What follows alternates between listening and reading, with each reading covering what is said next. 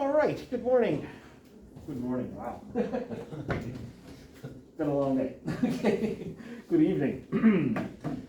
Week 3 of CUL610, China in the World. I am going to take my mask off because it just makes it easier to be able to speak. I'm going to be doing it for a couple hours. So, this week we're going to have a look at the, so largely the way, I think I explained this last time, but I see there are a lot of new faces, so I'll go through this again. These, and I put them up so you can have a look. Particularly, you're going to want to look at the PowerPoint for week 1, because that's where the 2 maps are that your quiz starting tomorrow and is going to be available to you for all day Thursday and Friday. When you can find the time to be able to do it, you can do it in the evening, in pajamas, however you want. So use that to be able, as a reference. We had a chance to be able to look through it online last time. I haven't posted, it just slipped my mind, I apologize, but I am recording the online classes, so those will be going up, so you can have a look at that as well.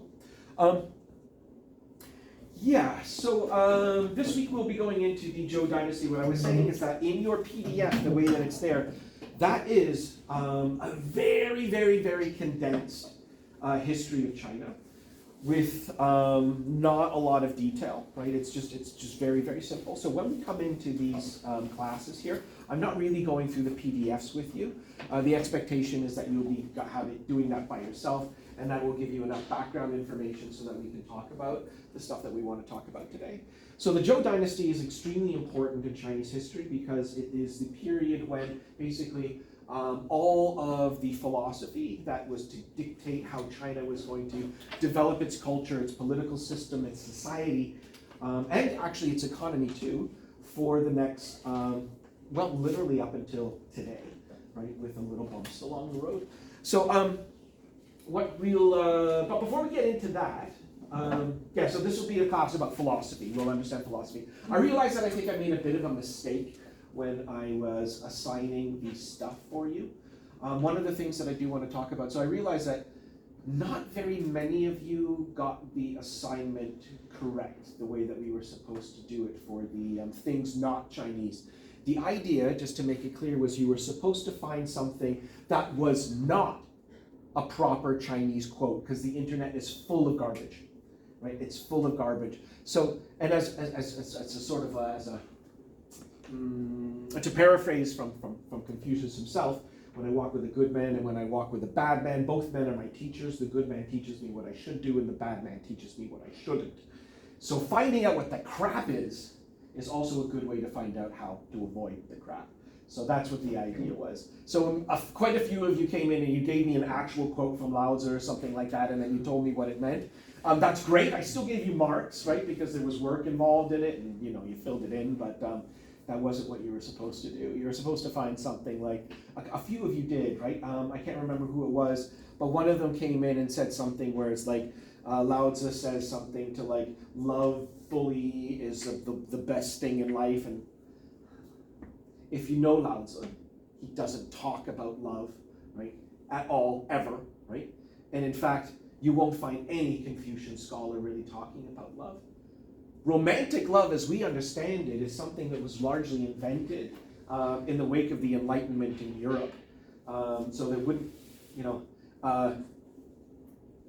India loves it, right? You see it in the movies, right? All of the movies in India are the same, right? In one very important way, right? For whatever reason, the man and the woman can't get married, or they're not allowed to be together. They're probably from different castes, and then at some point they will be able to get together. It's quite fun. But so there is that romantic element. But it's what we can see in the culture of Bollywood films is the idea that yes, this romantic element on a conceptual level is very, very important to Indian culture today, but it's also the traditional approaches to marriage and these types of things are still very strong. Sorry, what's your name? Yeah. Aside. Sorry? Aside. Aside? No, aside. Aside? S-A. S-A? S-A-B. S-A-B? J-A-A-B. Saib Ji. Yeah. All right, cool.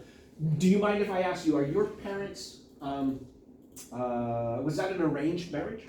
Yeah. Yeah, right? How about you?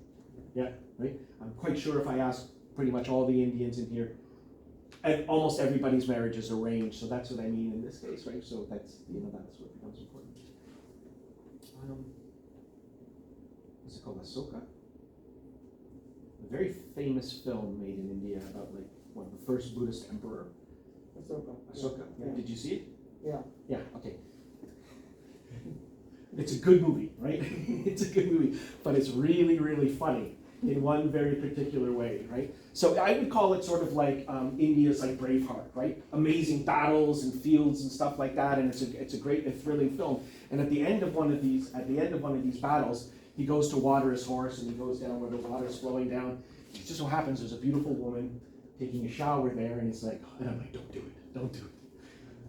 And he does it, right? What happens? She notices, ooh, and he notices, and then they do the dancing around the trees and stuff like that, and the music goes off, and there's, I almost feel like the director hated that he had to do that, but he has to do that in an Indian movie because otherwise people won't watch it, right? Everybody expects this type of thing.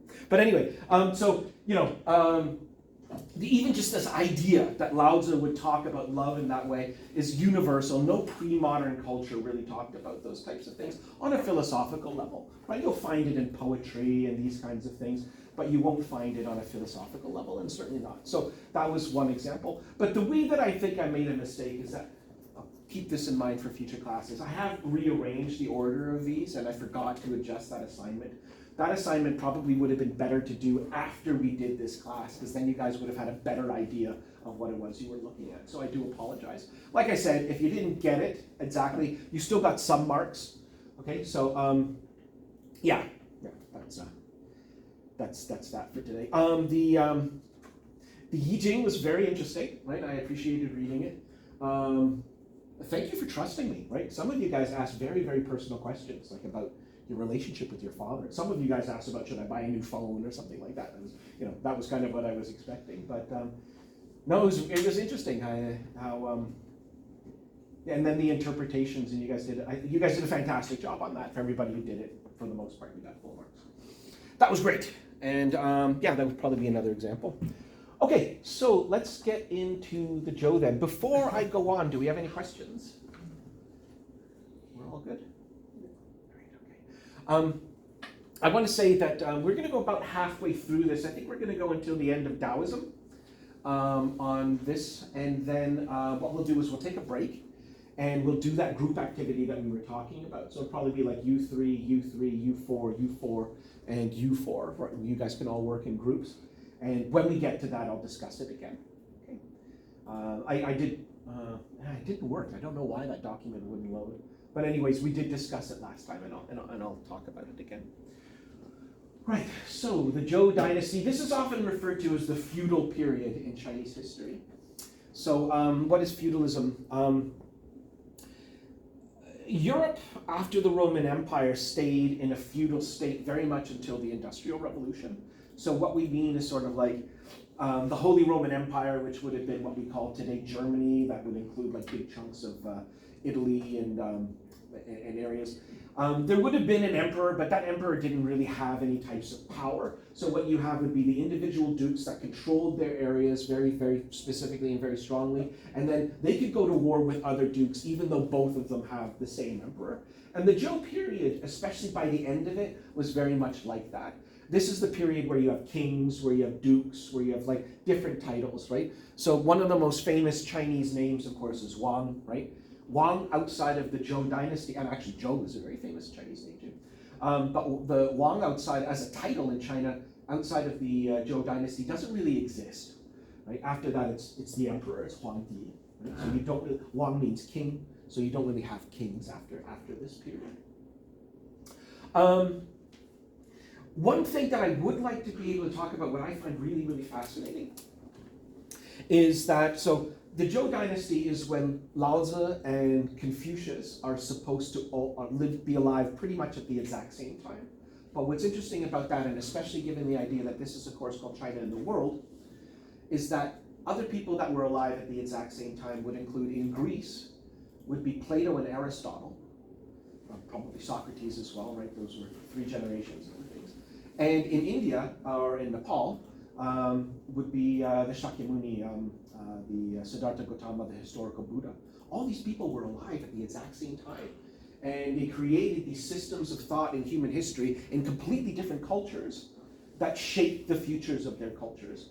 So it's really fascinating in that way. I have no idea how something like that would happen. But the fact that those people at different parts of the world were all alive at the same time, to me, is extremely fascinating.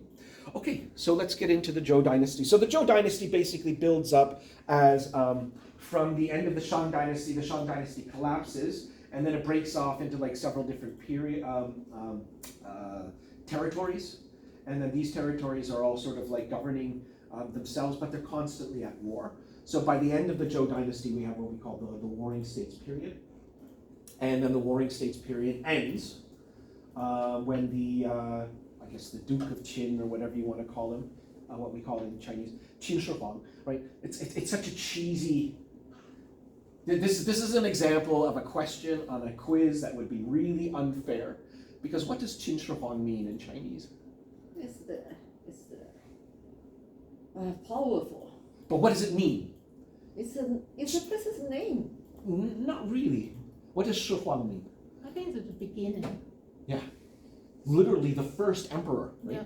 The first emperor of Qin is his name in Chinese, right? So when I ask you guys on a quiz, who's the first emperor of China? And Qin Shi Huang, so it's like, who's the first emperor of China? The first emperor of China, some other guy, and some other guy is going to be what the test is going to look like if you speak Chinese. So it's just one example of how it's a little bit unfair, right? You guys have a bit of an advantage.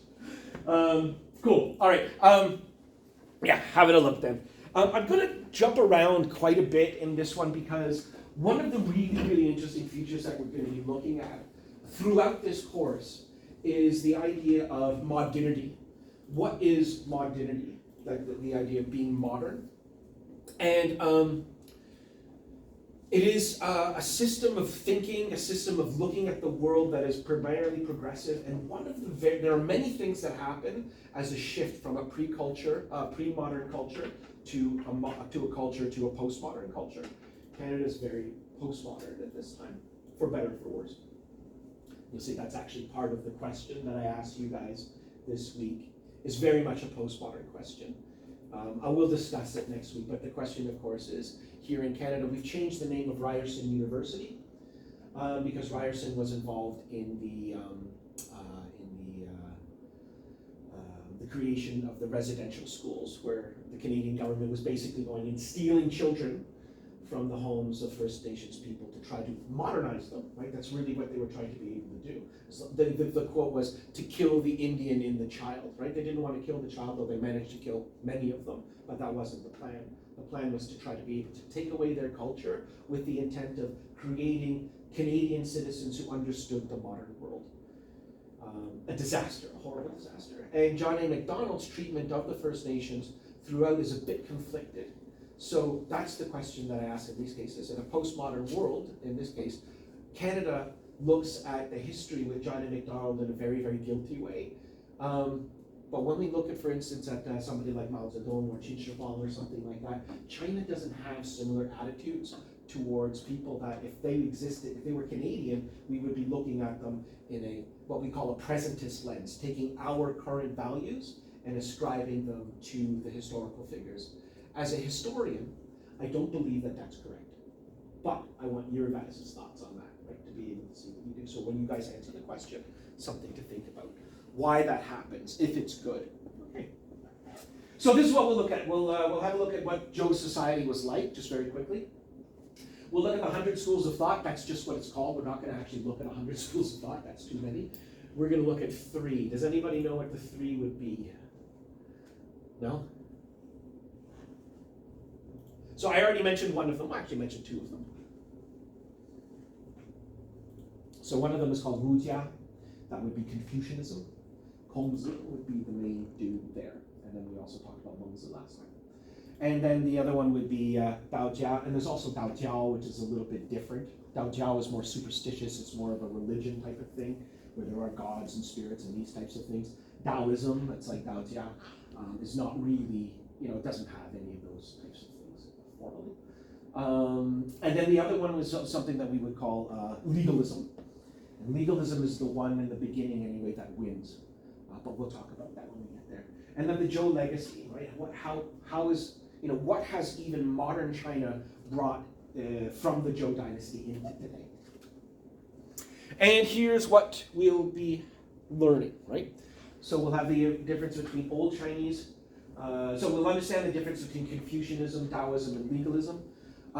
When we get to Buddhism in the Tang Dynasty, we're going to revisit this again, and then we have a class activity as well. So what I'll be giving you guys, you'll break up into certain groups. I will give you moral problems, and you will try to be able to solve those moral problems using, so some of you will be Confucian, some of you will be Taoist, some of you will be legalist, some of you will be Buddhist. And then you'll try to be able to use the philosophies that you have to answer these. One of the examples would be something like, you found a wallet, and there's the person's name in it and money inside. What do you do? So the legalist would probably, well, that's a tricky one. We'll see. Legalist, you might think that the legalist would put it forward, but strong possibility that they wouldn't. Because as we see, and I'll just give you a bit of a preemptive, the legalist, many of these things, when we look at it from a basic philosophical position, has to do with what they believe is the nature, human nature, right? What motivates us to do the things that we do, and what are we like inside? Are we innately good or not? So Confucianism, for instance, says, yes, we're innately good. We can become corrupt, and that's the problem. We'll talk about that. So the real goal from a moral perspective in Confucianism is to try to avoid becoming corrupt. Taoism doesn't really worry so much about moral questions about human beings. It doesn't do that. Taoism's primary question, if there is one, is sort of like, how do you behave as a human being that is a part of the universe, and how do you integrate yourself into that universe in a way that is, I don't even want to say healthy, because that would be one of those crappy quotes that you would find, but I don't know, that is just integrated, right? That is, it says that you go, Tao means the path, right? So there's a lot of references. It talks in terms of flow and water. What's also interesting too is that if we break, you guys are familiar with yin and yang, right? The white and the black, okay? If we were to break these down, Confucianism is a very yang type of philosophy. It's all about the father. It's very, very ordered and structured, right? It's about how to create society in this way. Taoism is a very yin philosophy. It's more focused on the feminine, on the things that aren't there, but I'll get to that point in a second. And legalism is a bit cynical. It tries to say that whether people are good or bad at their innateness, it's not really important. What will motivate people is if they're rewarded to do good things or if they're punished for doing bad things. So that, and you set up the laws, and then that tells everybody how they're supposed to behave.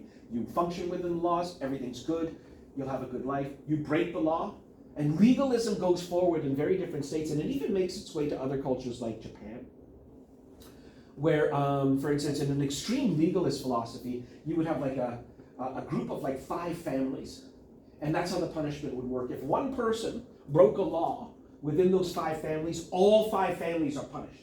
So that's a great way to be able to keep us policing each other and ourselves. But it also means that if you do something bad and you're related to me and I know about it, I'm doing everything I can to keep it quiet, right? Because I'm going to go down with you.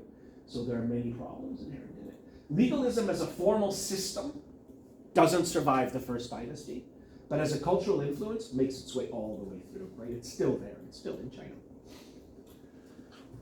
And then, yeah, that's what I mean. So how is it still there? That's what we'll have a look at in terms of the legacy, the philosophy.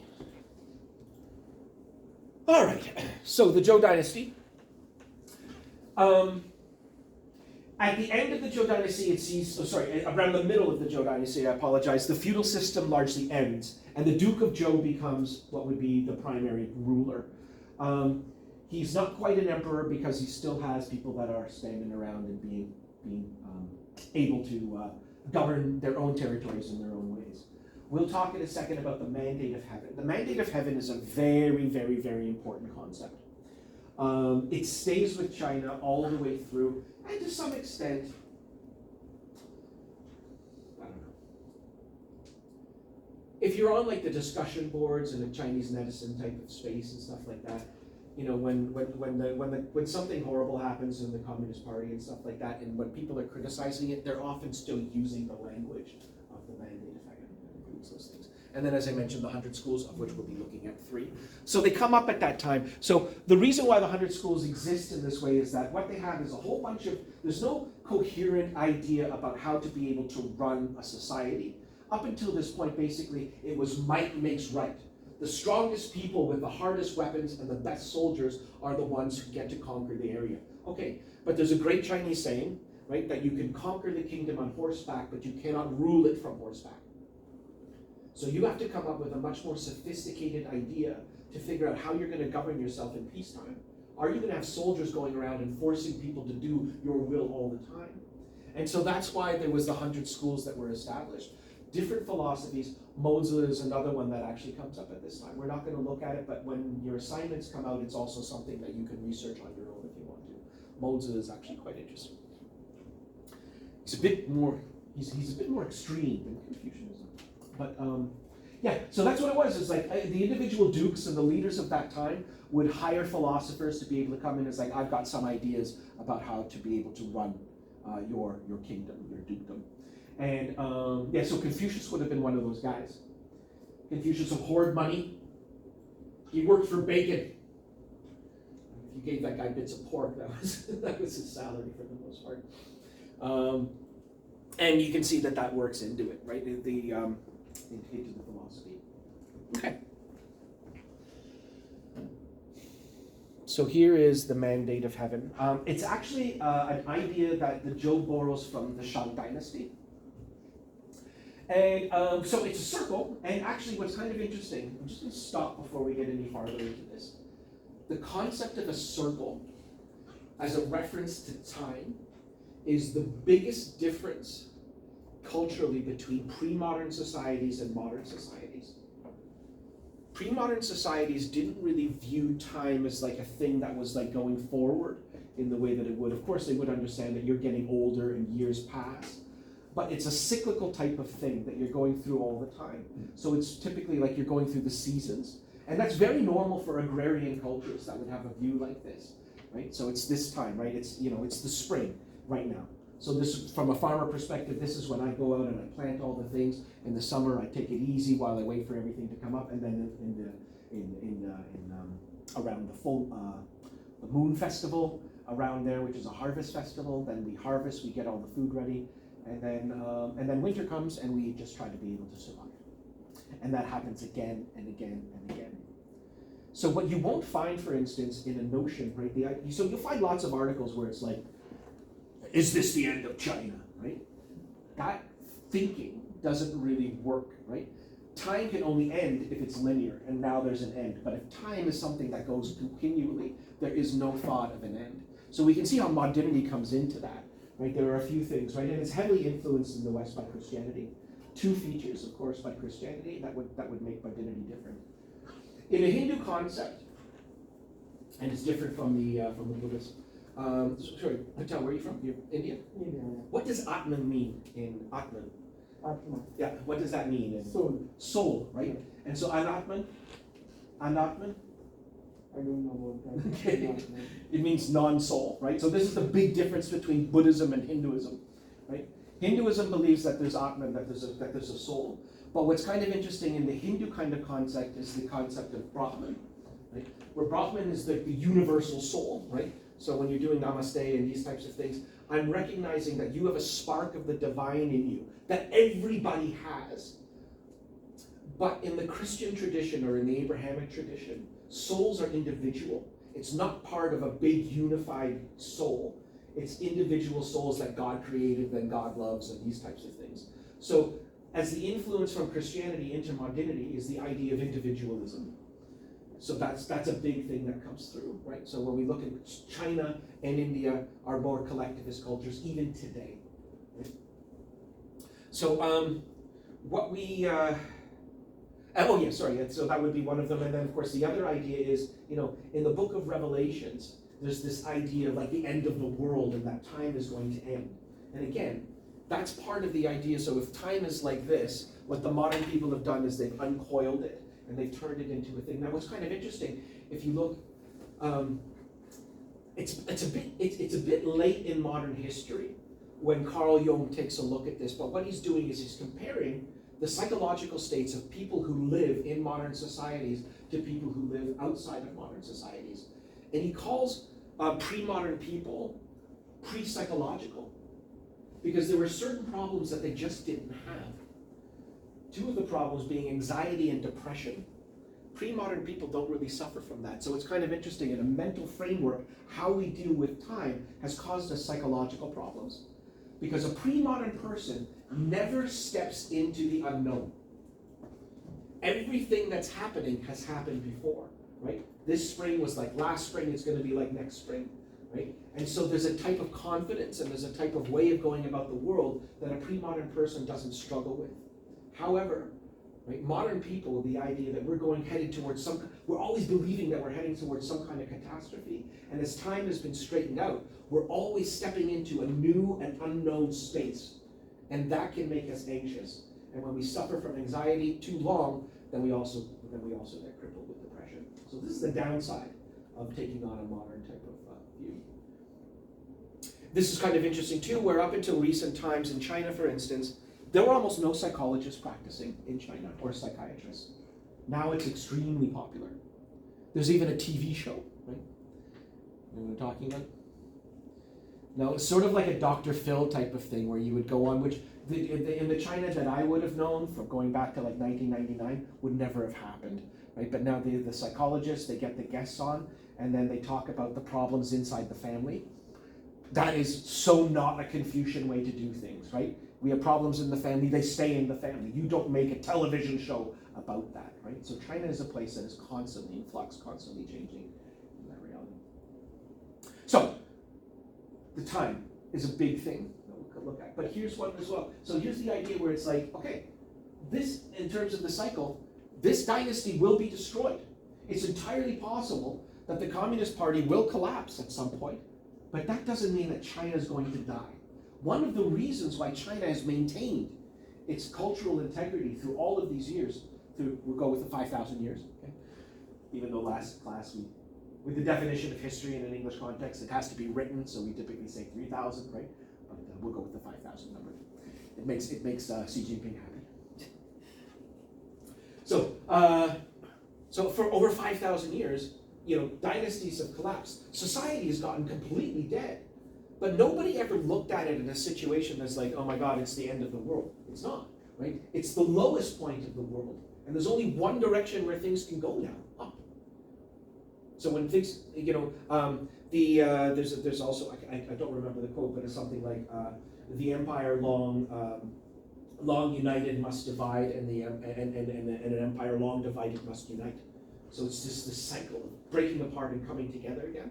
So even a broken China today doesn't mean a broken China in 50 years.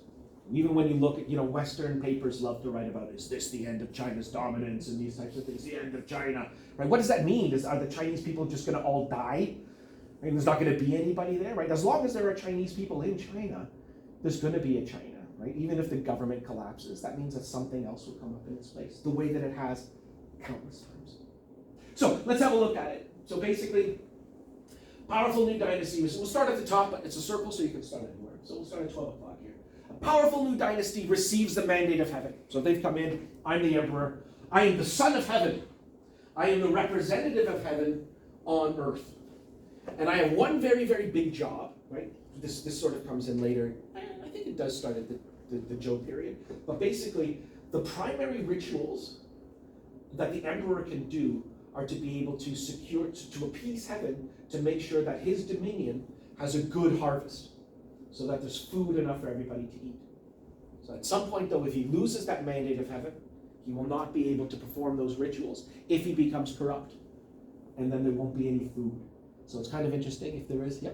Sorry, because you can speak Chinese, Mandarin. Yeah. So if translated to Mandarin, what does the mandate of heaven, the Chinese? I'm not very good at writing, so I will just. You can just speak the Mandarin. I'll find it for you.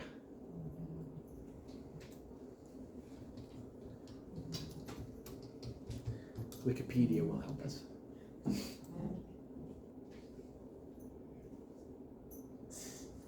Tianmiu. You understand what I mean? Yeah. Right now I understand, but before I don't know what is mandate of Right, yeah, so don't, if you get confused like that, ask me quickly. I'll take a break and we'll go and we'll find those things out, thank you. okay? Thank you. Does that, I mean, I know that you know these concepts, right? But you've probably never heard them mentioned in English, right? Yeah. Okay.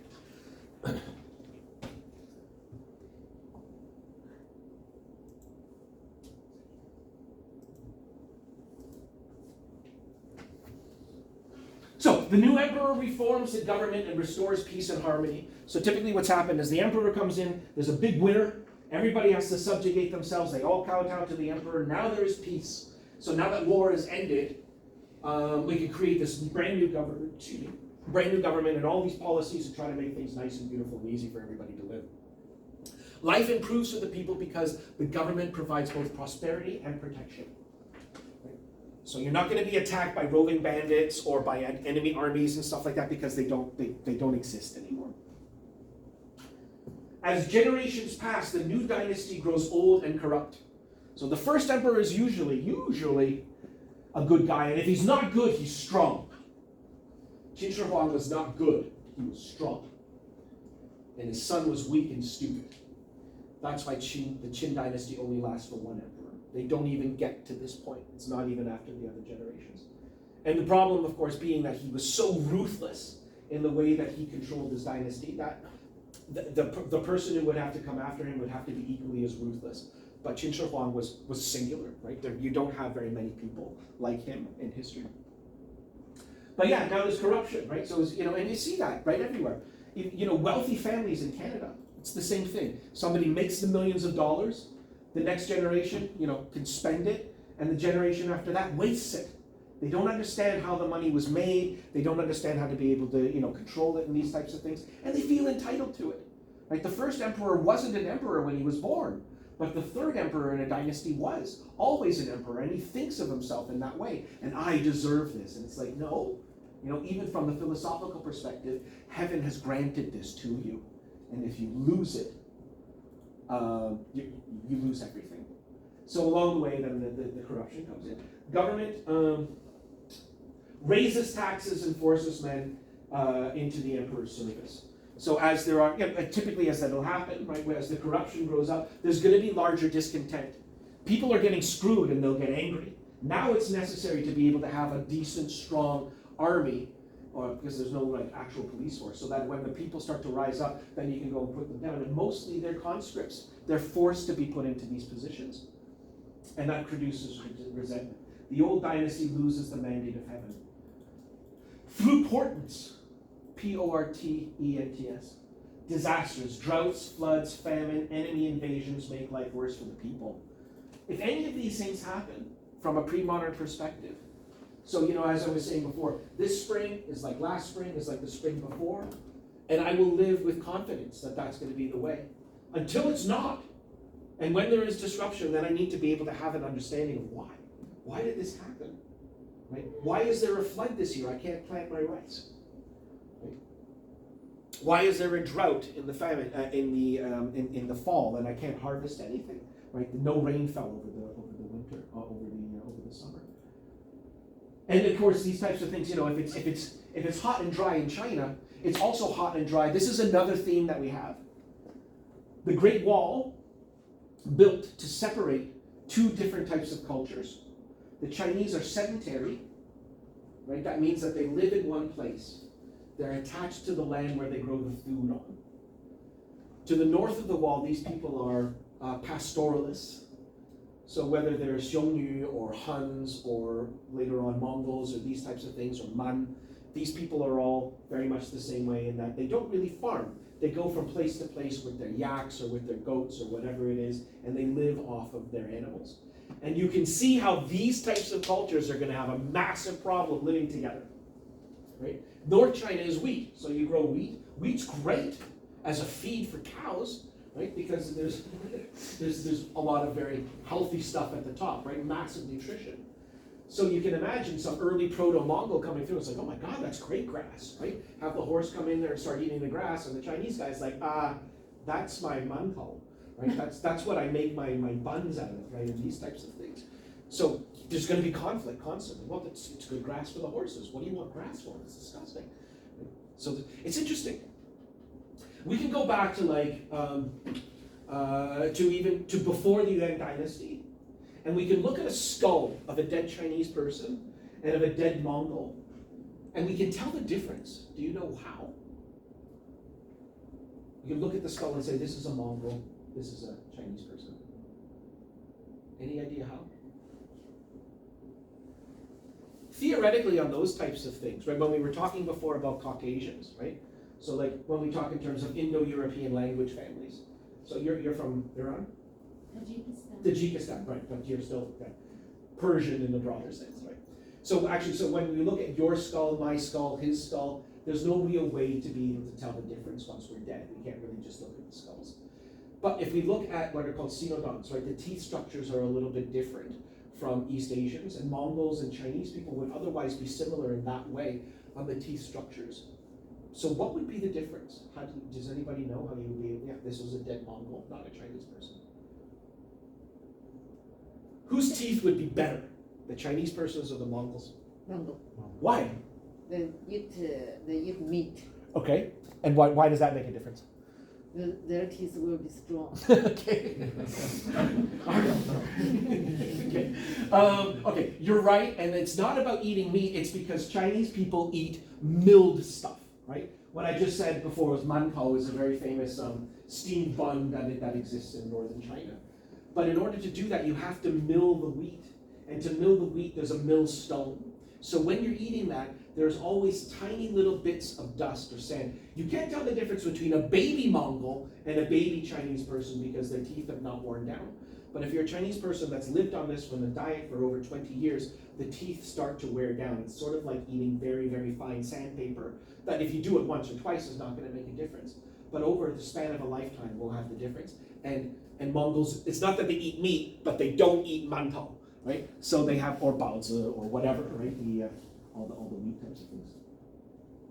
Right, so, and as I was saying, if it gets hot and dry in China, it's also hot and dry in Mongolia, typically.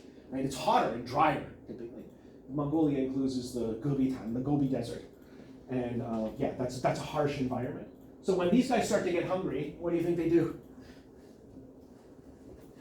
Just keeping in mind, Mongols are very rarely friendly with each other.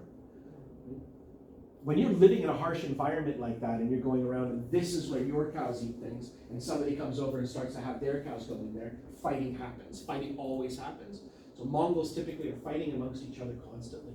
But a few times in history, they have a strong enough leader to get everybody together. And when that happens, it's dangerous. Right? Mongols as a big group, as we understand. Well, just to jump ahead, Genghis Khan killed so many people that it caused climate change. Probably the biggest killer in the world. And here's what's crazy. 1% of the population that's alive today has a gene that can be attributed to Genghis Khan. Good chance that some of you East Asians, right, even Koreans and stuff like that, might have that gene, right, so that you're a descendant of Genghis Khan. Yeah, I mean, this guy had hundreds of wives on top of everything else, and then, so yeah, that's the way that works. So when something happens that is out of the ordinary and you don't have a scientific explanation, it's very easy to be able to come up and say, well, obviously we've had the flood, we've had the drought, we've had the invasion, and another one would be the idea of like comets that would be going across the sky and stuff like that. You're not allowed to read those. You're not allowed to be able to. Only diviners in the emperor's service were allowed to be able to interpret what those things meant. If you did that outside of that context, you were breaking the law, certainly in the Ming Dynasty and in the Qing Dynasty. Very interesting things. Other things that you couldn't do, the characters in an emperor's name were forbidden. Those characters were only allowed to appear in the emperor's name, and they weren't allowed to be used in any other context. And nobody else was allowed to wear yellow. Only emperor was allowed to wear yellow. If you walked around wearing a yellow shirt, cut your head off. I don't know if they did. This happens, this tells them that the mandate of heaven is gone. Right? That they've lost it. Now that they've lost it, these things happen. Right? And then the people rebel. So a strong group will come forward. Liu Bang is like the big famous one of the Han Dynasty. Anybody here named Liu? No? So Liu Bang ends up creating the, oh no, is it Liu Bang? I can't remember. Anyway. And then starts a new dynasty, and then the whole thing goes through again. What's kind of interesting is that it seems to be like a 250 to 270 year cycle. So they're consistent. It's kind of fascinating the way that this works. You take this kind of knowledge right now and apply it for a second to Western society. How old is the United States?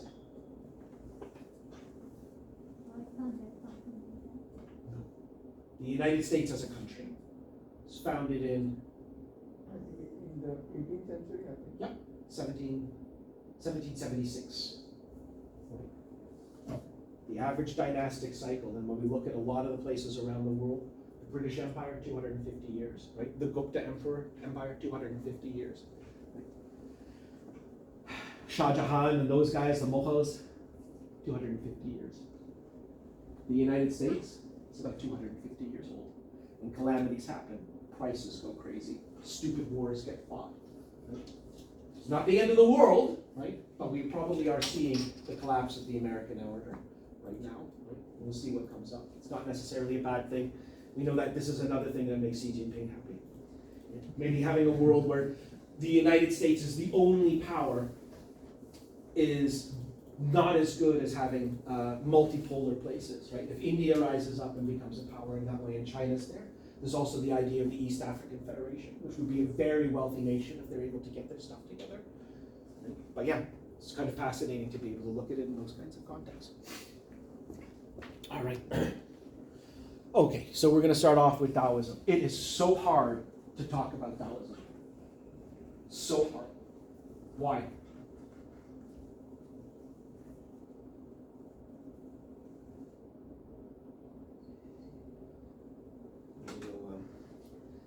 I don't know if any of you guys, Chinese, if you can translate this. The opening line of the Lao Tzu, of the Tao Te Ching is 道可道，非常道；命可命，非常命。 Because it's too much relate to the nature, the science. Because the science is a knows many things and know so far. Hard to talk about, right?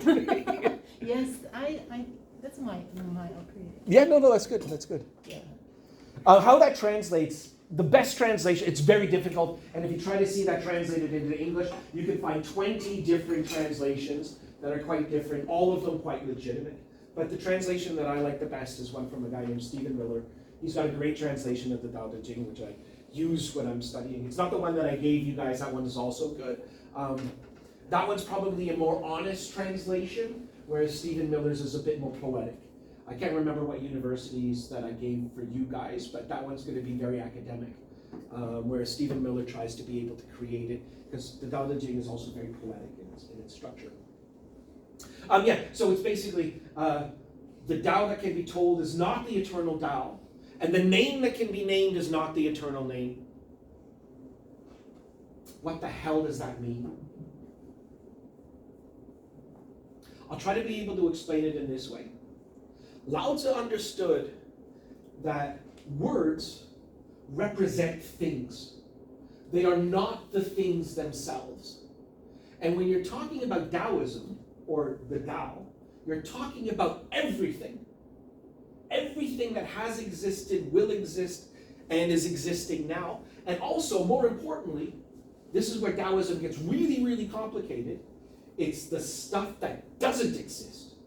The stuff that doesn't exist is actually more important than the stuff that does exist. What the hell does that mean? Give me an idea. Can I borrow this? What's this? Water bottle. A water bottle. Okay. What if I told you it's not really a water bottle? The bottle itself is useless. What we use is the empty space inside it. That's how we're able to hold water inside it. If you didn't have empty space, this would be useless.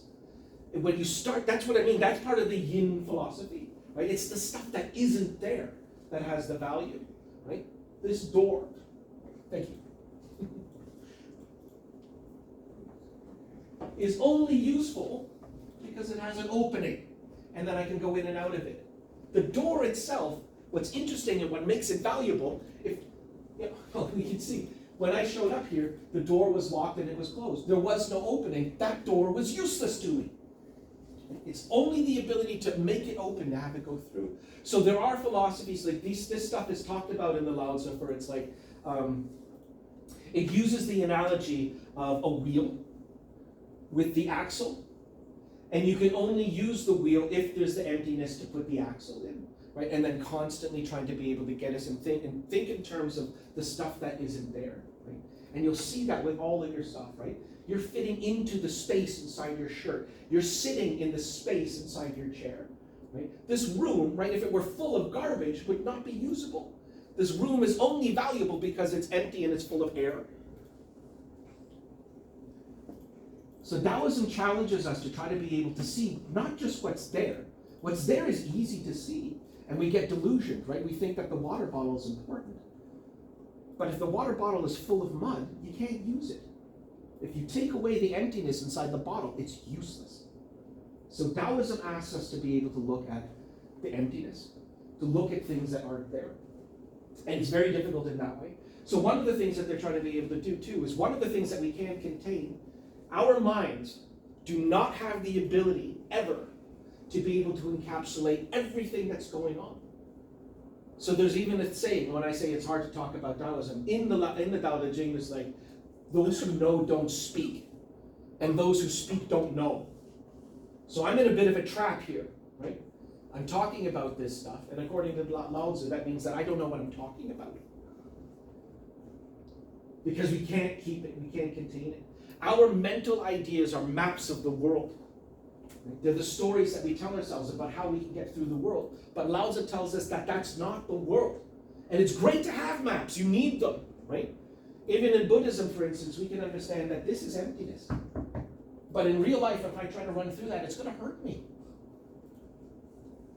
So we have to be able to, keep and maintain these things and have it work in that way. Taoism, very, very difficult to be able to talk about. There were times when an emperor had lost the mandate of heaven and the empire was falling apart. And that were the times when you would see the most Taoists. But those Taoists are not really Taoists. What they're doing is they're using it as a survival strategy. So that if the empire breaks up and there's a whole bunch of different factions that are not fighting each other to become the new emperor, if you are the advisor to one of those warlords and that warlord loses, and you are responsible for many of his strategies and his tactics, then when the new lord comes in, you're probably going to get killed. It was very dangerous to be an official in times like that when things when the empire would break apart.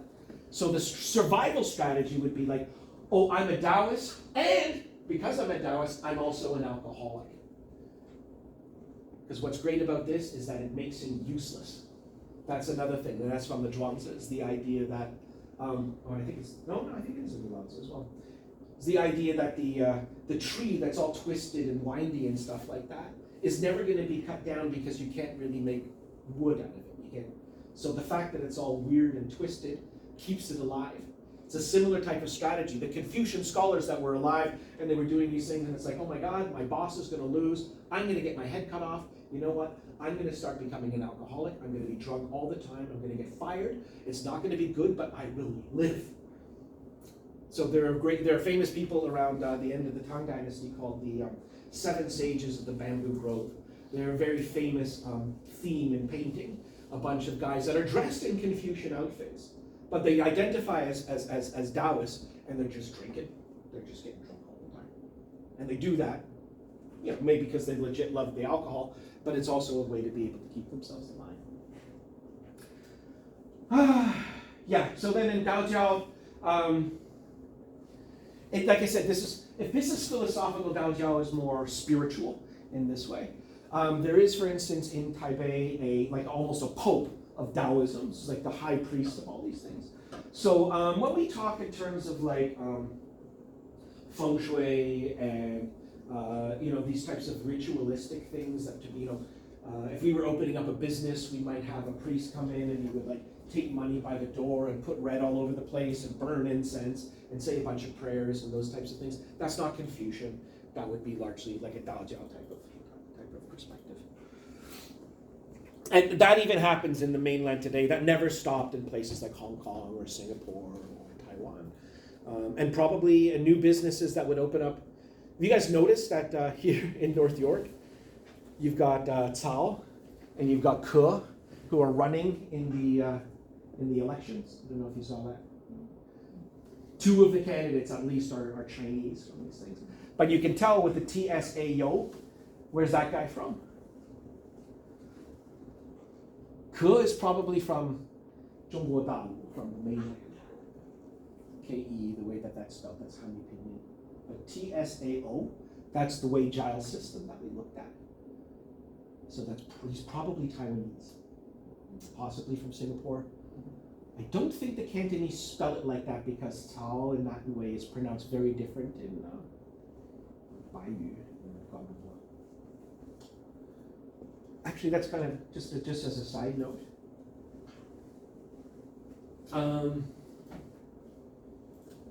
Sorry, what's your name? 天罗洞. Okay. How do you say, and you're from Beijing, right? Yeah. Okay. Say McDonald's in Putonghua. 洞. No, McDonald's. 麦当劳. 麦当劳. Anybody here speak Guangdonghua? Here, Can you say it in Cantonese? McDonald. McDonald. Which one sounds more like McDonald's? Chinese, they're both Chinese. 麦当劳 or McDonald? Second. The second one, right? KFC? 肯德基. 肯德基. Which one sounds more like Kentucky?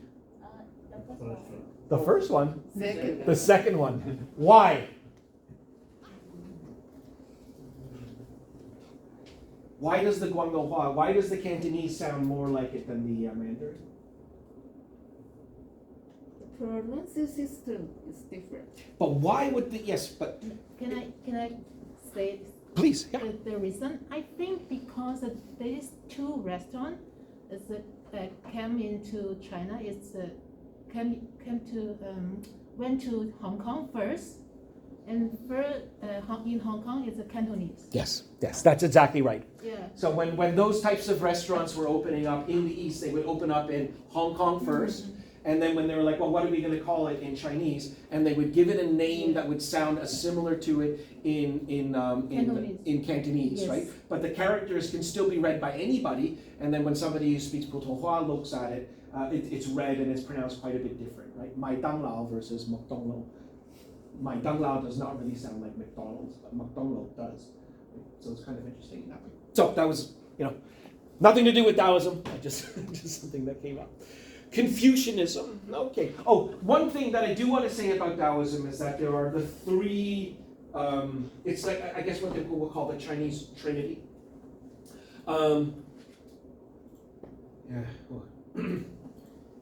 Heaven, earth, and man, or humans.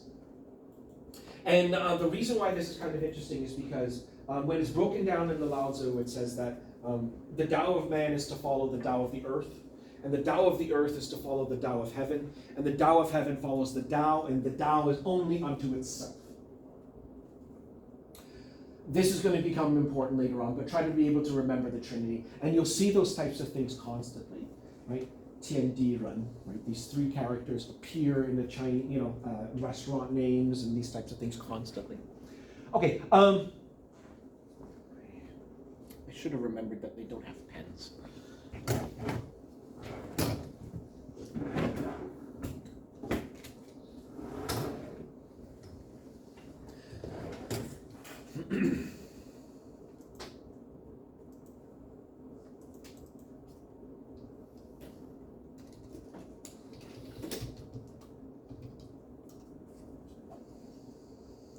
This character is, and there are several others of them, like yi, which is virtue, and these types of things. But in terms of where we're trying to make the comparison between the different systems, ren is the concept about human nature that is exemplified in Confucianism.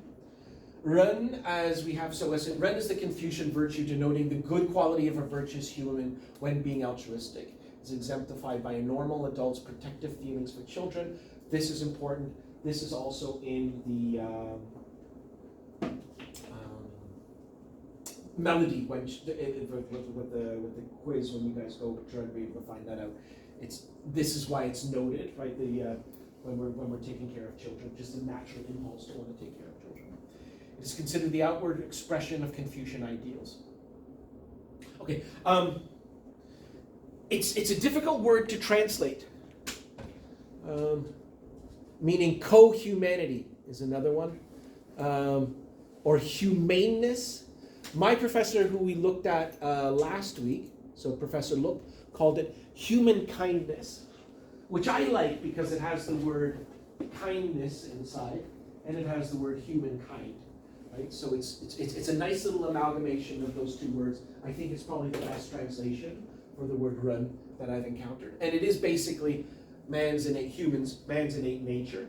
The idea that we are innately good, that when we start off, we're good. Things happen to us along the way that make us bad or corrupt. Filial piety is a very, very important concept. We touched on this in the, so Confucius, one of the things that Confucius has, this is weird, and if you guys try to be able to answer this question for your paper, one of the problems that you'll encounter in trying to be able to define Confucianism as a religion is that it is almost completely devoid of any type of spiritual dimension. When Confucius was asked in the Analects, he's like, well, what happens to us after we die? And Confucius says, I'm still busy trying to figure out this world, don't talk to me about ghosts and goblins. Like, supremely practical, very, very grounded in these things. And it's interesting, when we talk about moral statecraft, it's a practical morality. A practical morality. So what do I mean by that? Well, in an Abrahamic concept. So when I say Abrahamic, what I mean would be, of course, Judaism, Islam, and Christianity. The moral structure there is sort of based on abstracts, right? So let's say, in the Bible, what's the first crime in the Bible? Adam and Eve's sons. Sorry? Adam and Eve's sons kill each other. Right, murder, right? Fratricide. Two boys, right, Cain and Abel, end up killing each other, right? In an Abrahamic context, you don't want to kill your brother because if you do, you will lose God's favor and you'll end up in hell. Confucius doesn't talk about hell ever. Confucius would say, you don't want to kill your brother because you don't want to live in a society where it's okay for brothers to kill each other. Do you see the practical element of that? Nobody wants to live in that place, right? If you're living in a place like that, there's chaos, it's supreme. You don't have to worry about whether you're going to hell afterwards. You're already in a hell if you're in a society where it's okay for a brother to kill another brother. Right? So there's a practical element to Confucian morality that they go through. Already starting in the Shang Dynasty, the spirituality of the Chinese people, so there are gods and there are these types of things, but the primary spirituality is ancestor worship. So it's the idea that where you've come from in the past. Here, I'm going to have a little bit of fun because this is kind of interesting. What's the time? 5:15. 5:15? Okay. We were going to stop after Taoism. We'll stop after this one, and then I'll break you guys up. It should take about 20 minutes. But I'm going to start, and I'm going to shock you, right? If you speak Chinese, Wang Ba Dan. What's really interesting, I just said one of the worst words in Chinese that you could possibly say. I went around as somebody who was studying Chinese, and I was in universities, and I was in all kinds of places, speaking to Chinese professors of the Chinese language. It took me 2 years to find somebody who could tell me what Wang Ba Dan actually means. I'm going to say it a lot. I hope you don't mind. Nobody can tell me. The egg of a turtle. Okay, a tortoise, actually. A turtle is in the water, a tortoise is on land, right? Yeah. But why is that so offensive? To call somebody a tortoise egg. If you do that in a Chinese context, those are fighting words. I will beat you up, right? It will make you very, very angry under those types of. So how could something like that become so offensive? And it's interesting when you live in a culture, why it took me so long to find somebody who was able to explain to me why tortoise egg was so supremely offensive. Where are you from? Guangzhou, China. You're from Guangzhou, okay. Yes. So Guangzhou is quite similar, but I do remember the first time I was in Hong Kong, right? 广东话我说不了，可是我会骂人呢。I can swear in Cantonese, right? It's really, really shocking to come from my culture to hear taxi drivers in Hong Kong or in Guangzhou, and the stuff that comes out of their mouth is horribly shocking. They do it all the time, but it's not that offensive. 丢你老母. Your mother, right? Constantly, right? The guy's driving, and he's like going all over the place, right? Just constantly spilling this stuff out.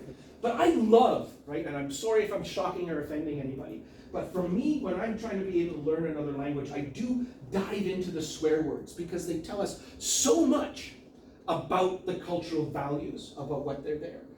So the fact that Wang Ba Dan, right, to call somebody a tortoise egg is brutally violent in the language. But to tell somebody to go and do something with their mother can be brushed off and it's not that big a deal. Right here, you say that to somebody, right? You call somebody a tortoise egg, they're going to be confused. What the hell are you talking about? You tell me to go F my mother and we're going to fight. So we can see that there's a bit of a value difference in there. It's quite fascinating. We can see, for instance, like when we get into, I'll just to take a quick deviation from that. In French Canada, it tells us so much about where the French. So my grandmother was French Canadian, and so there's something very interesting about that. If you look up, it's called the Daughters of the Sun King. All of the French swear words in Canada don't make sense in France. The words like tabernacle, which is tabernacle, calice, sacre bleu, right? All of these things are tied to the Catholic Church. Things that are just normal words when you're in France. But it tells you about where the language in Canada came from. The Daughters of the Sun King were rounded up in Brittany, all the prostitutes. So my mother's mother was a prostitute in France that was forced to come over to Canada to marry a French guy that was already here because there were no French women. And so that was the strategy that they had. And so you can learn through looking at the swear words, prostitutes are outside of standard Catholic culture. So when prostitutes are swearing at each other or with each other, they're using these words that would otherwise be blasphemous, whereas the normal population wouldn't even find them offensive. But if you're outside of the Catholic order, you're a sinner by the way that you live your life, then the nature of the swear words that you have are going to be tied to that. So Wang Ba Da. Wang Ba literally means king ate, so it gets even more confusing. Why the hell is king ate mean a tortoise? Well, it's going to start to make sense why I'm talking about this now.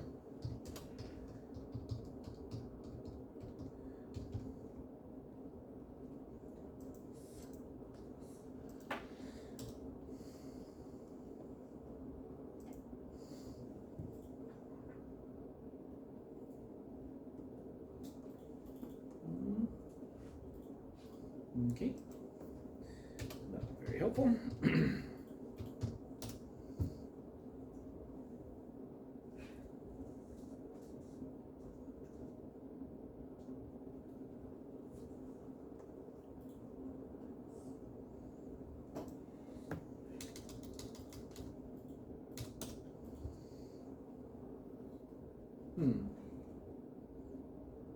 Don't remember what I would do, but if we have here, let's go with.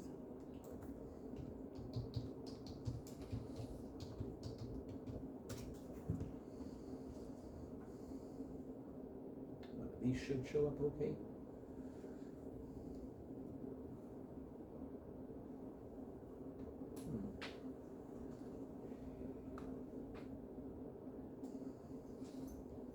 Here we go. Although this is a dragon turtle, let's go with. Here we go. The Yi Jing that you guys were looking at had these trigrams on them. There are 8 of them. And when these were initially discovered, they were discovered on the back of a tortoise. So that's why the tortoise is called King 8. This is the guy who delivered the trigrams. Now here's the next question. Let's see here. How does a tortoise deal with problems?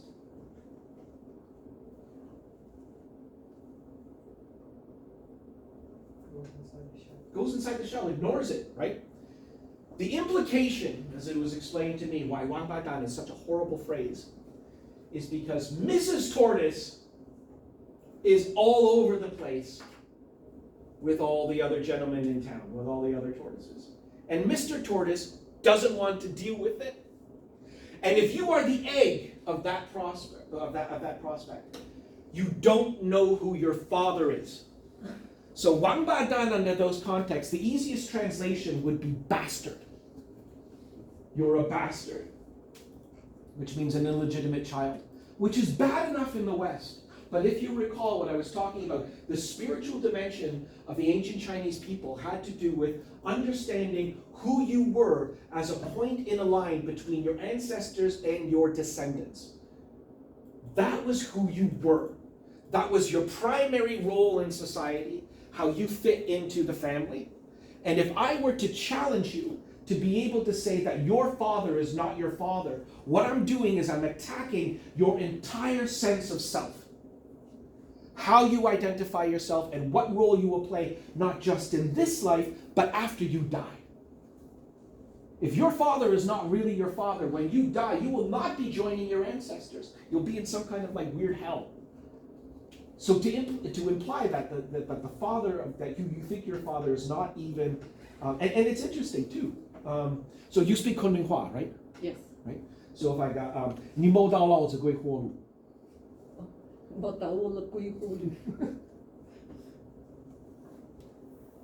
That's a threat. Don't piss me off. Or literally, don't give the old one the green ghost fire. The green ghost fire is what happens to me when I get angry. It's how I feel. But what's interesting in that is referring to myself as Lao Tzu, same Lao Tzu that's in there, old guy. The implication being, I can insult you by what I call myself. If I call myself Lao Tzu, the implication is I'm so old, I knew your mother when I was young, and there's a strong possibility that I am your father, so you have to deal with me with respect. It's very insulting. It's very insulting. It's fantastic. So again, learning how to swear in other places. So yes, that's why today when we have the primary insult that you can use, and that's the thing, most modern Chinese people don't know why Wang Badan is so offensive. Every time I'm saying it, it's getting better along the way. You guys are getting less triggered. Right? But have you ever heard a professor in class say that? No. First time. First time. So I get away with it because I'm not really Chinese, right? So that's good. Hopefully I get away It's so with it. interesting. So that's what it is. That's why the family becomes so important. Because the moral statecraft that Confucianism provides is the idea of the empire as an extension of the family. So we talk in terms of the cardinal relations, right? So it's ruler, subject, husband, wife, parents, child, right? How these, and as long as these relations are in order, society can be in order. Society starts to break down if the wife starts to behave like the husband, right? So you can see right now what I'm looking at. How would a modern feminist look at Confucianism through their current lens? Basically, Confucius would say, it's very structured, right? The yang morality in these types of circumstances, it's my job to be on the outside.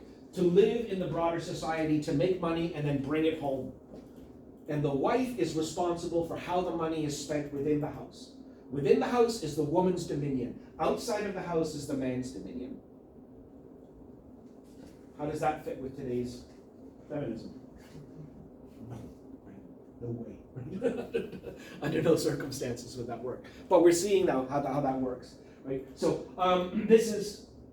it's a model to the whole realm where the emperor is like the father of everybody. And so that's the way that it works, right? It's not really the notion of like China as a country. Country is a modern kind of concept. But it's this massive family that has the emperor as the single figurehead. The emperor is represented by a star in the sky. What star? One star in the sky is the emperor. Not the sun. Next. And actually, but that's the way it would work because in Japan, that's true. The emperor in Japan is the whole family is from Amaterasu, the goddess of the sun, Kami. Polaris, the North Star. And the reason why that's the emperor is it doesn't move. It's always in that place, and all the other stars move around it. Right? So that star is representative of the emperor. And then there are reflections as well. So when we talk about that Trinity, heaven, earth, and man, there is a map of earth in the heavens. So when a comet goes across this part of the sky, there are the diviners who know it's like, oh, okay, that's Sichuan. Yeah, that's not a good direction. We're going to get an earthquake in a couple of months. So they would be able to read it in that way. And then it also goes into the medicine as well. When we look at the physical human body, they talk in terms of rivers. There's the 5 elements, and it ties into Chinese traditional medicine as well. So these are the 5 classics I just want to look at. The I Ching you guys have already been introduced to. The classic of poetry I can't imagine would be too interesting for you. The 3 rites, these are rituals that need to be performed in order to be able to maintain that mandate of heaven. The Spring and Autumn Annals is a book about Confucius in this ways. The classic music has been missing since the Han Dynasty, but it's always mentioned in the 5 classics. And then we got the 4 books. The Great Learning, the Doctrine of the Me, the Analects of Confucius, and Mencius. So you guys have already been given these 2 copies. Okay, so what time is it? 5:30. 5:30. Okay, There's a good. clock there. Okay, great. Thank you. All right, so here's how I want you guys to break this up. If you guys watch the video, and again, nobody has a whiteboard marker on them, do they? Okay. If you guys are together as a group, what you guys are supposed to do right now is to, may I hold this? Thanks. So you guys can use this pad here quite usefully. So invent maybe like a dozen core radical characters, right? So I'm gonna go and invent them, right? Don't use Chinese ones. So I'm gonna go with sun.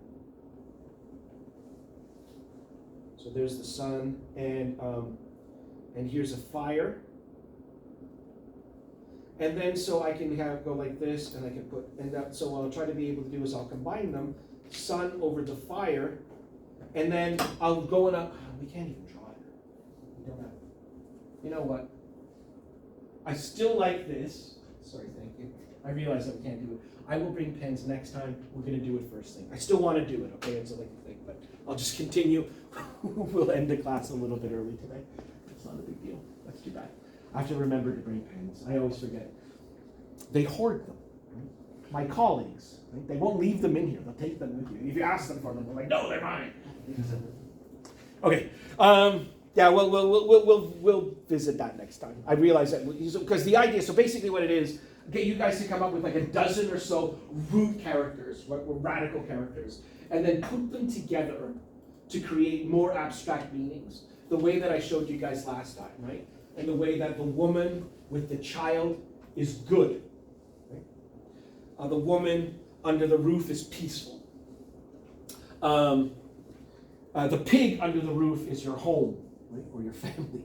Right? So in these ways, how do you draw a family? Right? That's a difficult thing to do. Right? But you can draw a pig. So you draw a pig, you put it on the roof, and your home is where your pig is, right? So it makes sense. All right.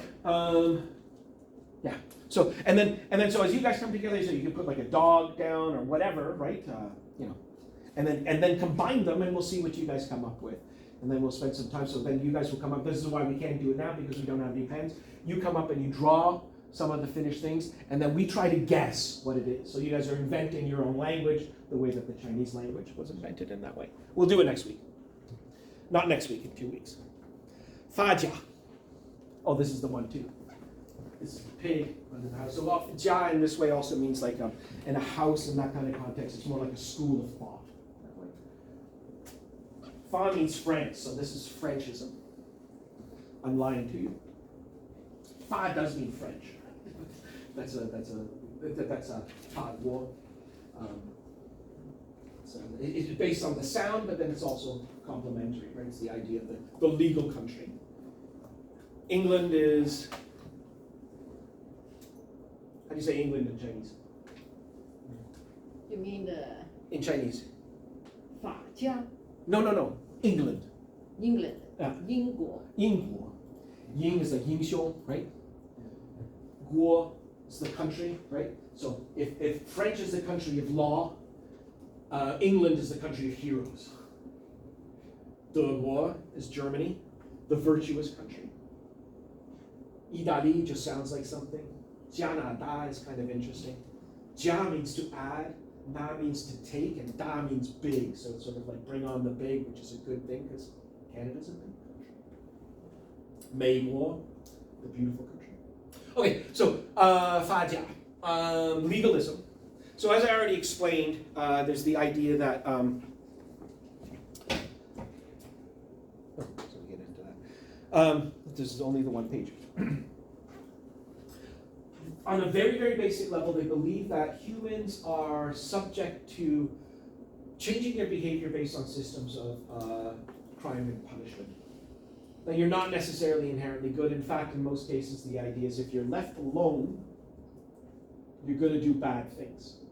So that's the responsibility of a powerful state to be able to set a whole bunch of rules and laws that you must follow. And if you step out of it, you'll get punished, your family will get punished, there's a possibility that your entire village will get punished.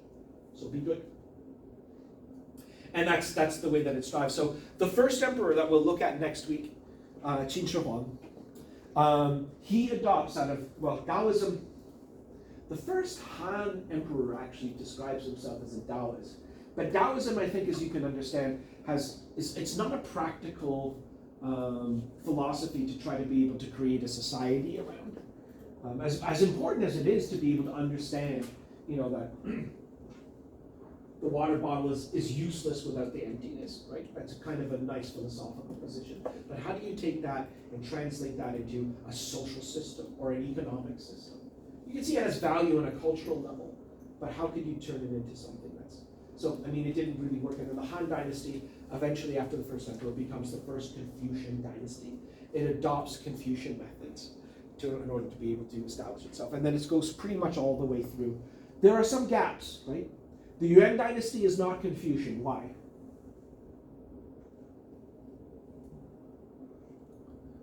It's really the only gap. And then there's the Jin dynasty. That's a short period. The Yuan dynasty is the Mongol dynasty. Mongols, by the end of the period, do become quite Confucian. But at the beginning, they have no interest in behaving in a Confucian way. In contrast, the Manchu, or the Manzu, for the Qing dynasty, the final dynasty, are Confucian very much from the beginning, and in some ways they're more Confucian than the Han in these types of circumstances. The Han Chinese being your standard. That over 90% of the population is. So when we look at the legalists, so what were some of the things that they established? Well, when the Qin emperor takes over, he does a few things, and I mentioned a few of them before. One of the things that he does is he standardizes the writing system. And that becomes very important because now what it means is in Chang'an, where his capital was, modern-day Xi'an, he can write a letter that people in Guangzhou would be able to read and understand. Even if they speak they can't understand each other. When they write it down, they can. So when the letters come in, that type of literacy means that the empire can function. But there were many different ways of writing things, so that was one of the most important things that the Qin emperor did, is that he standardized the writing system. So now there was only one way to be able to put these characters forward. Another thing that he did was he standardized measurements. And all of these things are very much in the practice of legalism. He standardized measurements. And that, of course, was important for currency, because a tael of silver in one part of the country was going to be a different weight from a tael of silver in another part of the country. So if you're saying this is 20 taels of silver, yes, but that's much more in Wuhan than it is in Yichang, right? So, and those cities are right beside each other. So how do you do it? You have to standardize it. So they all have to be the same. And then they come up with like the little shapes, they're almost like little boats, and they can stack on top of each other. And if they don't fit, it means it's been counterfeited or somebody's shaved off a little bit of the silver. So they have very specific shapes that they would have to have. A strange thing that that seems strange at first, he also standardized axle widths. Why the hell would he do that? Why does that matter? Like on a cart, the axles all had to be the same width. Why would that happen?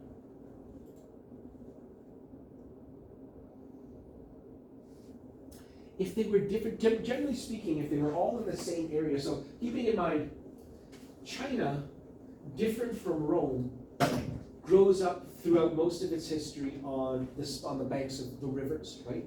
So rivers provide an amazing transportation system. But as the farther away you get from the rivers, you need roads of some kind. Now the Romans built incredible roads that the Chinese did not. So over time, what you were looking at would just be like a rut, two ruts in what would qualify as the road where the wheels of a cart would go. And generally speaking, that means that all of the axles in a particular area were all going to be the same width, so that they were riding along this. They're almost like tracks, like a train track. But if a cart from another place comes over where the axle is if it's too narrow, then the wheels are being pushed out, and if it's too wide, then the wheels are being pushed in, and it damages the axle. So in order to create ease of transportation, everywhere in China had to have the same axle widths, so that they would be able to get from one place to another without having these problems. If you try to take the train from China to Berlin today, you encounter a similar type of problem. When you get to the Mongolian border, the entire train needs to be lifted off the tracks, off of its wheels, and put onto another one, because the gauge, the old Russian gauge, is different. What's funny about it is that China and Germany have the same gauge, but Russia and Mongolia have the same gauge that is different from the rest of it. So they have to change even today, so they have to change it in order to be able to go. It takes about 5 hours just to move the trains from one side to another, depending on the size of the train. So legalism still exists in China today in the way that China is, at last record anyway, this is an old statistic, I don't think it's changed though, the country with more laws than any other country in the world. So there are more laws on the books in China than any other place. And that, of course, could be reflected in terms of legalism. However, I don't know. Depending on the type of police,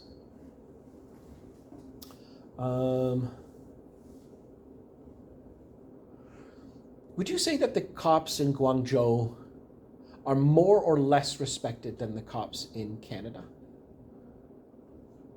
You mean it's which one is the more respectful? Yeah, here in Canada, are the cops more respected or in Guangzhou? In Guangzhou. You think so? Yes, because I think when you meet the police in Canada, usually the police is talk to you like a friend. But in Guangzhou, the police is so strict. Right. Yeah. They do put on, yeah, they do get tough. But one of the things that have happened that I've seen in China more often than I've seen in Canada by a large degree is people actively ignoring the police, right? Even and especially on the transit, where they're going through and No, you don't I think so? don't think so. I think Okay. maybe that's not the police. Right. It's another like a security like guy. the baoan. The Yeah, guy. Yeah. Security guy. yeah. The It's different. right. They're economic police in that kind of case. No, Jing it's Jing different. Jingji Gong'an or whatever they call them, right? The It's about baoan. Yeah. Yeah. Okay. Yeah. That's true. They're not necessarily official cops. And the worst one are the police. But I The think it's city actually police. maybe the same in Canada, in China, the same. Same. The police is powerful, right? Right. Yeah. But it's maybe when the conversation, it's here is maybe more peaceful, Hmm. but in China it's maybe like this. Right. But they have a same powerful in Canada or China. Right. Right. Okay. Because they represent the government, right? Yeah. I think it depends on if I'm speeding, they got me, I think they are bad guys. Right. When I'm speeding, they got me, I think they are bad guys. Right. Right. But when I meet bad guys, I say, where is the police? Right. Right. Right. Come Right. to help me, they are good guys. There's something else. There's also where Lily is from is a very, very different part of China. It's where I lived most of the time, and I chose it because I really, really like it down there. One of the things is the fact that as like a Laowai, as a foreigner, I'm not really that weird when I'm over there, right? Because in Yunnan you've got from the top you've got Tibetans, right, Zangzhou, and then you've got Daizhou, these are like within 800 kilometers of each other. You cannot get more difference on the planet. You cannot. The in the Sichuan border or the Tibetan border, the Tibetans that live there are in alpine territories. They're rugged, they're tall, they're big. And then you get down into the Mekong Basin. That's a tropical jungle, right? It's a rainforest, and they're smaller, and they eat rice, and everything is quite different. So just where you have those types of cultural differences, I did find that Yunnan was a lot more open culturally than a lot of things. But what is fun about Yunnan too is they have the saying that's what is it? 山高皇帝远. That the mountain is high and the emperor is far away. This means that as a frontier province in Yunnan, you can do things that you can't do in other places. You can't do it in Beijing. There are 3 very, very active Chinese organized crime syndicates that operate in Yunnan all the time because it's right north of the Golden Triangle, where before the invasion of Iraq was the #1 producer of heroin in the world. But you can't even buy heroin in Canada anymore. It's all fentanyl. You get one tiny little piece of heroin and you can make thousands and thousands of fentanyl. But anyway, so that's being passported through. Now, what is kind of interesting is that Yunnan is also one of the most peaceful provinces in this way. The gangsters never fight each other. On the base level, right? Stupid things might happen, but if that happens and I'm the boss of like a foot soldier that's gotten into a fight with a gang from another foot soldier, I will take care of my problem. Because the last thing that I need is for Beijing to start looking at what we're doing. They don't want the government to do that. And if there's violence and if there's these types of things, then it ruins the party for everybody. Everybody needs to be cooperating and working well. And so that's really weird, where there's so much criminal activity in terms of all the heroin comes up through Yunnan province on the way to Hong Kong, and from Hong Kong it goes mostly to Vancouver, and then it goes into the United States. But when you have those types of situations in other places in the world, there's usually a lot of violence between the gangs. In Yunnan, there's almost nothing. There's almost nothing. But here's the thing. Lily, if your license plate is 00001, or no, let's say 11, and then a yun, will the police stop that person? Maybe not. No. Why? Because it's the number is maybe it's something like the #1 person own the number. So the governor of the provinces their number, the license plate, you can look at the license plate and you can figure out if that person works for the government and what their job is. And if you're a very, very, very brave police person, you will pull over the Minister of Education and give them a ticket, right? And your child will have no future. Right? You can't go to any school, right? But you have to leave Yunnan province, right? They won't do it. No. It's an old story. Right now it doesn't like that. It's really not Oh, this way. but the thing is, I've seen it, right? For instance, when that happens, like outside, what was it? Qinyanlu is where my office used to be, right downtown. Yeah. And there was a traffic stop that was right there all the time, and it was one of the things that really, really got me upset shortly before I left China, was that there was always a police officer there, and you would see the 000 whatever Yun characters going through red lights, and the cops would do nothing, right? What they would do though is that the guys with the big water things on a bicycle go up to that guy and ask to have his license for his bicycle to be able to do that. And when he wasn't able to do it, then this guy who's like working so hard for maybe like 25, 30 renminbi a day, right, now has to pay a 50 renminbi fine because they didn't have their So when you left China, 2008. 2008. Yeah. Yeah. Right now it's more than 15 years before. So I've been back in 2015. So you're telling me that it's not like that anymore? I think changed a lot. Right. Good. Right, I'm happy to hear that. That was very difficult to see, right? Especially it's supposed to be these guys that are running the red lights are like Communist Party members. Communism in principle is supposed to be about, propping up the poor under these circumstances, and instead it created this situation where this guy, what's that guy's name? I think that would have been the watershed moment. 我爸爸是李刚. Li Gang. So can you explain what I'm talking about? Yeah, I mean, the Li Gan is someone's name. The last name is Li, like my last name Li, and the first name is Gan. So called in China, the last name put first. So Li Gan. Yes. Because this guy Li Gan is in the police station. Is like a police officer, and not general officer. Is the position is a little bit high. So when his son did some bad things, then the other police like something try to get the guy. He will say, "Are you dare to arrest me? Because my daddy is Li Gan." So it's very famous. It's become like an internet meme, right? Everybody. But after he said this, and he still got arrested, Yes. and the media. Oh, you would have to at that time, right? So Report this is to- one of the benefits of the internet under those circumstances. Yeah. If this was not filmed, right, that might have worked.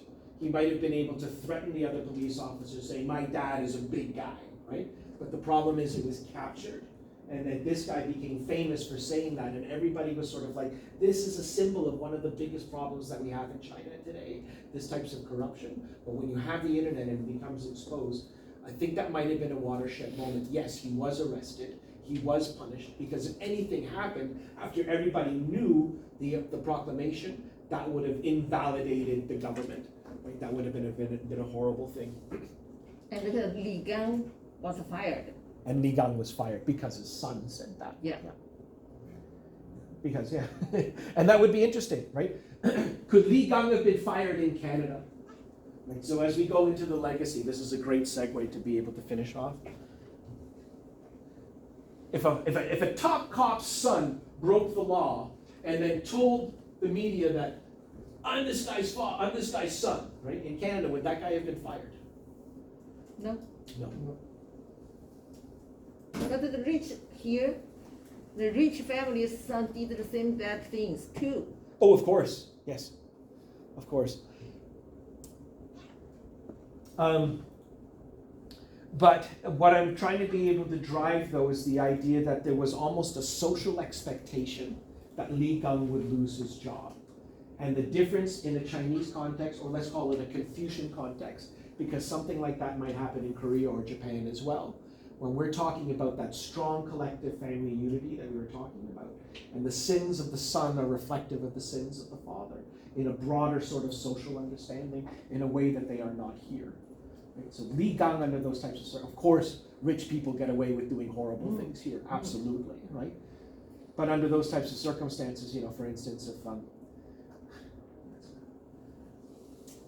the worst example is the one that keeps coming into my mind, but it's the worst example would be like the Trump family, right? Where they get away with everything, right? They can, it's absolutely disgusting the way that he managed to get all of his children into these very, very powerful positions where they were raking in money from the public coffer like crazy. It was a great business deal to become president for him. Right, so I'm going to speak, I guess, in a little bit over, like I did go back, I have been back to China 2015, 2016, and still a number of years since I've been away. So I am speaking in a context that's a little bit old. But for instance, in a city like Kunming, which was growing at a rate when I left, there were going to be over 300 new vehicles on the road a day. So traffic is a great way to try to be able to measure that. It works.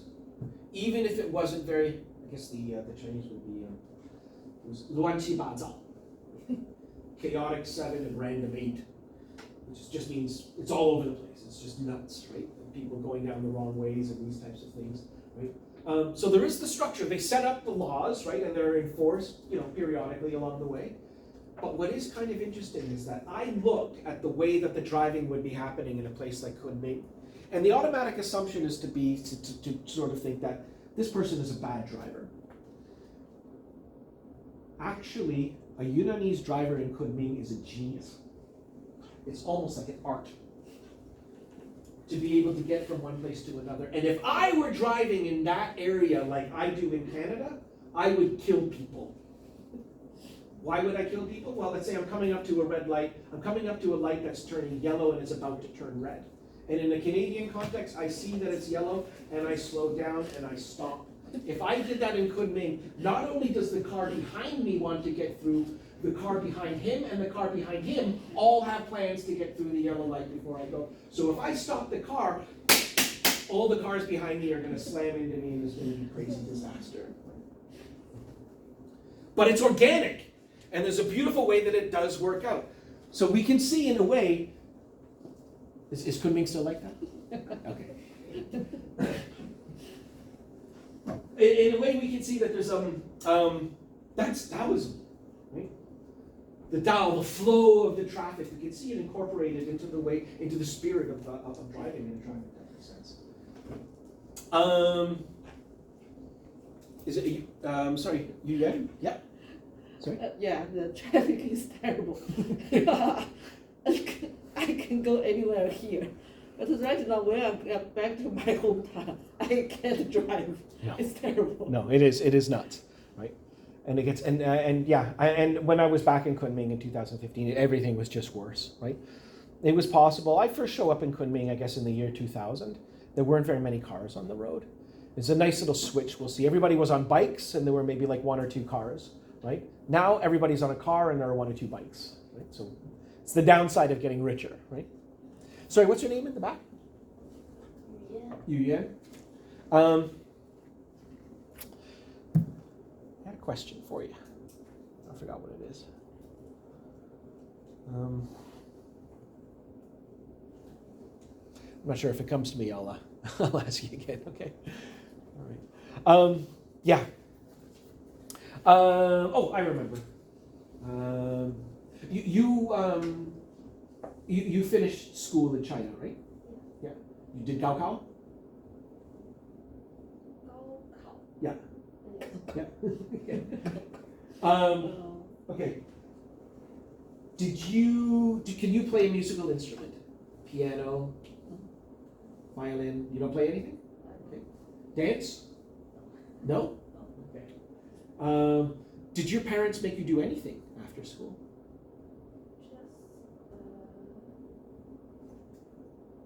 No? Okay.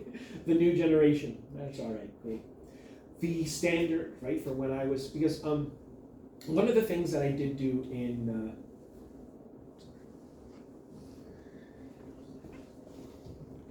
I think I might have, I guess I'll just show you guys this since we've got 6 more minutes.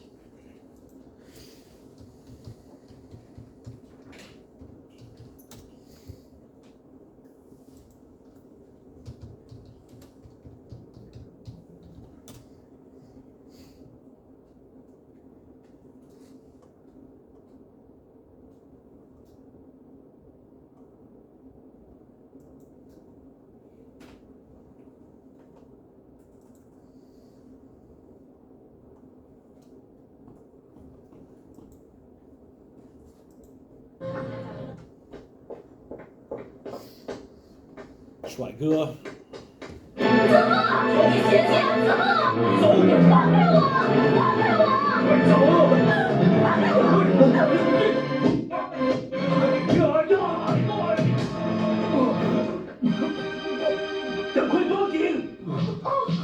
So that's me, right? I don't know if you can tell. But, Who is you? 那个老外，那个帅哥。 Oh, This guy. It's a bit different. it's you? That's me, yeah. It's Oh. 2002, this is 20 years ago.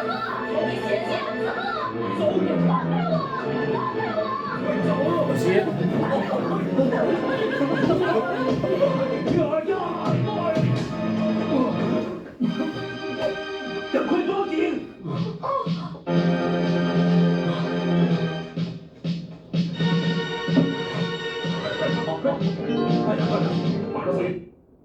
So as the like that handsome, so you have many girlfriends? No. No.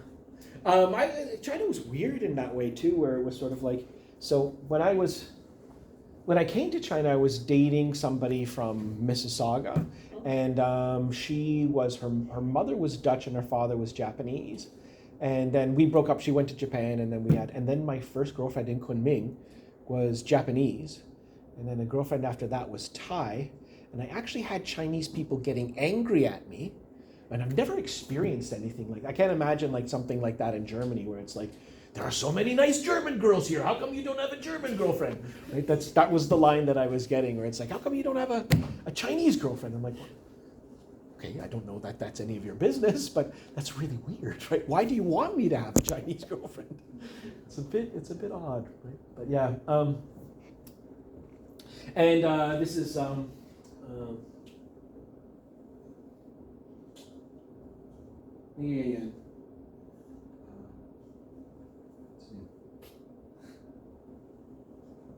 Liu Ye. So do you guys know him? Yeah. Yeah. It's quite. We'll have a look in. I guess it would have been a couple of years ago. There was a movie about the creation of the Communist Party, and Liu Ye plays Mao Zedong, right? The main guy that's in there. So we're buddies, except here he hates me. I don't know. Give So you. you made a film with him? These were TV shows, right? TV. These little like, so this was called Tianheju. This one was called Heijian, right? There was that time in like the early 2000s. There was like Hey Everything, Hey Xue, Hey, like all of these stupid TV shows that were made.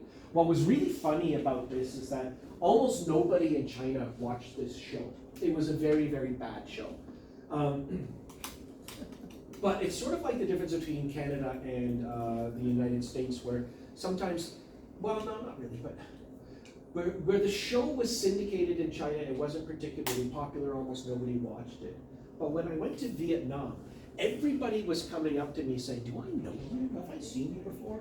And then we were at a conference, an education conference, and there was this older couple that was there, and then they come up to me and they're like, listen, are you in a TV show where you play like the boyfriend of this girl whose ex-boyfriend committed these crimes in Hong Kong, but he didn't commit the crimes and he stole the money, and then the police were trying to, and it's like, yeah, no, it's a very convoluted story. Yes, I was in that show. It's like, oh my God, I told you it was him. It was the #1 TV show in Vietnam. A crappy show that was going on in China, right, got turned into Vietnamese, and they're like, it's on right now. Right? So then we went up into the hotel where we were, and I got to watch myself speaking Vietnamese. It was very fascinating. fascinating. And then I was the big hero in Saigon. I didn't even know, and then we went out and everybody bought me drinks and dinner, and I was famous. It was quite fun. In China, nobody knows who I am. The crappy Chinese show was very popular in Vietnam. It was a great time. Wonderful. And there are a few of these, right?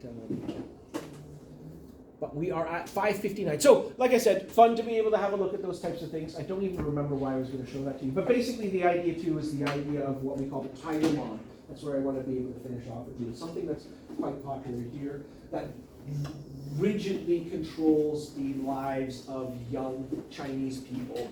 The control that a parent has over that is sort of a very, very clear continuation of Confucianism, those cardinal relations that I was talking about.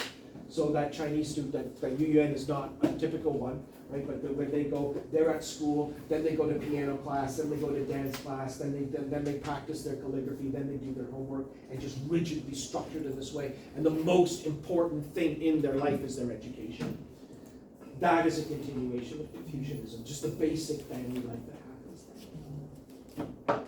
And it also sort of gets into the idea too of the gay marriage, for instance. It's kind of funny. I'll just bring this up as a final point.